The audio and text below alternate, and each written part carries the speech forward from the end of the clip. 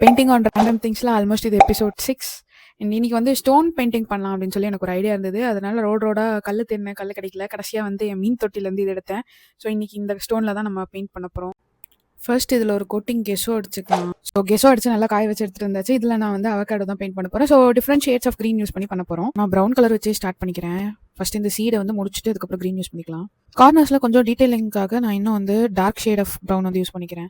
இருக்கிறதுலே lighter shade of green வந்து எடுத்துக்கிறேன். அப்படியே வந்து கொஞ்சம் கொஞ்சமாக இன்க்ரீஸ் பண்ணிட்டே போய் இங்கே டார்க் க்ரீனோட ஃபினிஷ் பண்ண போகிறோம். லைட் க்ரீனை வச்சு முடிஞ்ச அளவுக்கு நமக்கு அந்த லைன்ஸ் தெரியாத மாதிரி பிளெண்ட் பண்ண ட்ரை பண்ணிட்டு இருக்கேன். இப்போ கடைசியாக நம்ம டார்க் க்ரீனை வந்து ஒரு அவுட்லைன் மாதிரி வந்து பெயிண்ட் பண்ணிட்டு பின்னாடி வந்து டார்க் க்ரீனை வந்து கொடுத்துக்க போகிறோம். பேக் சைடும் வந்து க்ரீன் கலர் வந்து கொடுத்துக்கிட்டேன்.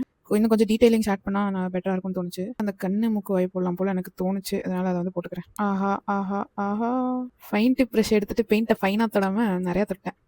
ஐயோ பேய் மாதிரி இருக்கே. பெயிண்ட் அடித்து சரி பண்ணிட்டு வரேன். மிஸ்டேக்ஸ் எல்லாம் சரி பண்ணி பட்டி டிங்கரிங்லாம் பார்த்துட்டு வந்துட்டேன். அவ்வளோதான் கைஸ், நம்ம வார்னிஷ் அடித்து கொஞ்சம் நேரம் காய வச்சு எடுத்தாச்சு. இது எப்படி இருக்குது அப்படின்னு சொல்லுங்கள். பார்க்க நல்லா இருக்குல்ல? இது சும்மா வந்து டெஸ்க் டெக்கர் மாதிரி யூஸ் பண்ணிக்கலாம். பிடிச்சிருந்தா லைக் பண்ணுங்கள். தேங்க்யூ ஃபார் வாட்சிங்.